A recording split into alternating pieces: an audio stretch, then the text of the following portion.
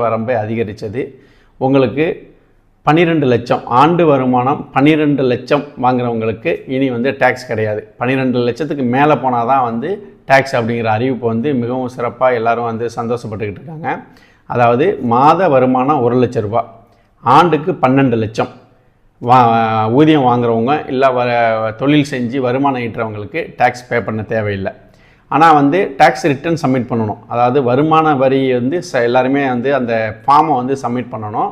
நீங்கள் வந்து டிக்ளேர் பண்ணுறது உங்களோட வருமானம் வந்து 12 லட்சம் அப்படின்னா நீங்கள் வந்து வரி கட்ட தேவையில்லை. அதாவது வந்து ப்ளஸ் வந்து இந்த ஸ்டாண்டர்ட் டிடக்ஷனை வந்து நம்ம டிடெக்ட் பண்ணிக்கணும் நம்மளுடைய மொத்த வருமானத்தில். அதாவது மொத்த வருமானம் வந்து 12,75,000 அப்படின்னு இருக்குதுன்னு வச்சுங்களேன்.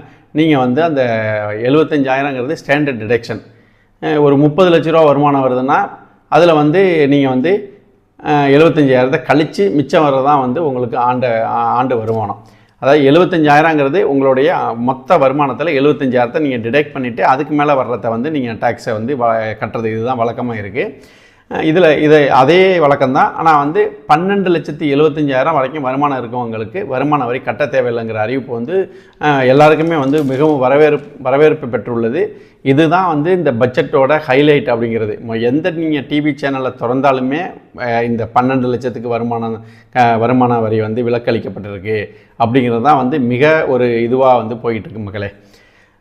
இதில் வந்து பார்த்திங்க அப்படின்னா உங்களுக்கு வந்து இந்த சிறு தொழில் செய்கிறவங்க திருப்பூர், சேலம், ஈரோடு, நாமக்கல், ஈவன் நம்ம வந்து வேறு இடங்கள்லையும் சிறு தொழில் செய்கிறவங்களுக்கு பார்த்திங்கன்னா சம்டைம் வந்து இப்போ இந்த 12 லட்சத்துக்கு அதிகமாக போயிடும். இல்லை ஒரு 8 லட்சம் 7 லட்சத்துக்கு மேலே இருக்கவங்கலாம் டேக்ஸ் கட்டிக்கிட்டு இருந்தாங்க.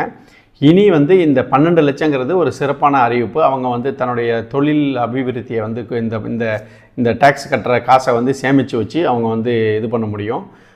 வந்து மாத வேலையை செய்கிறவங்க வந்து தனது குழந்தைகள் படிப்பு செலவுக்கு ஏதாவது ஒரு வந்து இஎம்ஐ வந்து பிரச்சனை இல்லாமல் கஷ்டம் இல்லாமல் இஎம்ஐ